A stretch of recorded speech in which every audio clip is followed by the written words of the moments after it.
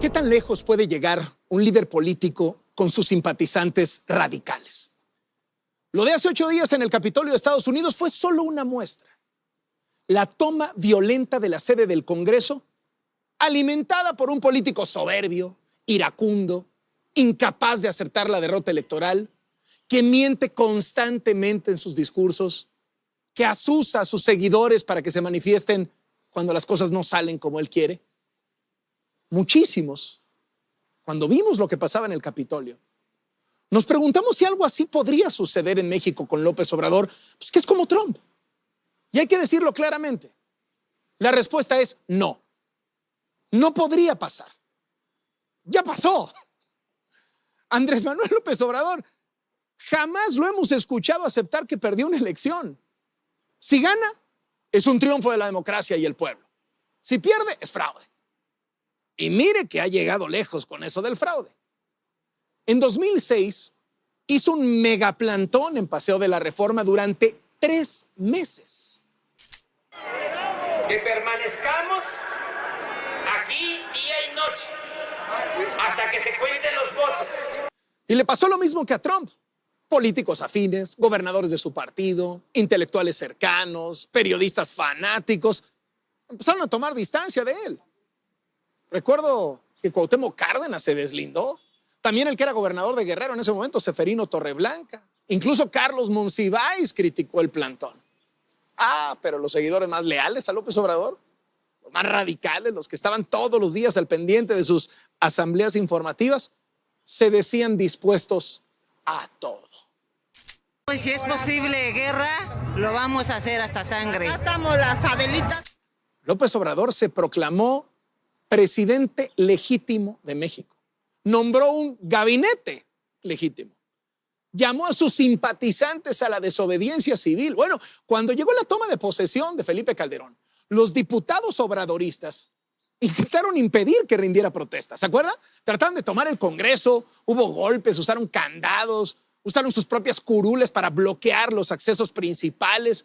Los del PAN se les adelantaron, se enfrentaron. Calderón entró por la puerta de atrás. En cosa de segundos ya tenía la banda presidencial. Pero bueno, como quiera, esa elección de 2006 pues estuvo súper cerrada, menos de 1% de diferencia. Hubo dudas, no hubo recuento de votos. 6 años después, en 2012, López Obrador volvió a competir por la presidencia. Peña Nieto le ganó por casi 7 puntos porcentuales. ¿Y qué cree? López Obrador tampoco aceptó su derrota y volvió a decir que hubo fraude. Quizá en uno de los episodios de comedia involuntaria más patéticos de la política mexicana, hizo una conferencia de prensa para denunciar la compra de votos y llevó animalitos de corral para decir que eran pruebas vivientes del fraude. Entregaban pollos y patos, borregos, chivos, marranos, cerdos, cochinos. El día de la toma de posesión, sus simpatizantes más radicales trataron de impedir la ceremonia. Se manifestaron afuera de la Cámara de Diputados. Se enfrentaron a la policía, arrojaron piedras, palos, bombas molotov, cohetones, rompieron mobiliario público y hasta estrellaron un camión de basura contra la barricada que las autoridades habían puesto alrededor del Palacio Legislativo de San Lázaro. Hubo varios heridos. Uno de ellos sufrió una fractura de cráneo y falleció luego de estar en coma por más de 1 año. ¿Y qué dijo López Obrador de esa protesta? Que hubo represión, que la policía no tenía motivos para usar la fuerza, que su movimiento era de resistencia civil, pero siempre pacífica, y que la violencia solo beneficiaba a sus adversarios. Igualito que Trump. Eso es lo que le conviene a los de la mafia del poder. El que haya enfrentamientos, el que haya violencia, porque así se imponen, porque así ejercen su vocación autoritaria. Sí, lo mismo que Trump con lo del Capitolio. Es decir, no son capaces de condenar la violencia que generan ellos y sus seguidores. No, esa la justifican bajo el argumento pues del descontento, de que se sienten robados, que les quitaron la esperanza, y hacen como que se deslindan de la violencia, pero con un discurso que en vez de serenar los ánimos, pues le echa más leña al fuego. Los estadounidenses estaban en shock al ver una turba violenta irrumpiendo en su Congreso. Aquí en México no nos sorprendimos. Lo hemos visto infinidad de veces. Aquí ya son normales las tomas de tribuna en el Congreso, los portazos, cristales rotos, pedradas, grafiteo, el derribo de vallas metálicas, las bombas Molotov, los actos vandálicos, los incendios. ¿Cómo nos va a sorprender en pleno 2021 un tipo disfrazado de vikingo en el Capitolio de Estados Unidos, cuando en México hace 20 años vimos a integrantes del Balsón irrumpir a caballo en la Cámara de Diputados? Y esa cabalgata la encabezó nada menos que Alfonso Ramírez Cuéllar, el que hasta hace unas semanas era dirigente nacional de Morena. Y ojo, porque todo esto sucedió cuando López Obrador no era presidente. Y le funcionó llevar al extremo a los radicales, usarlos, fingir que no le gusta la violencia, pero permanentemente estar montado en un discurso que es violento.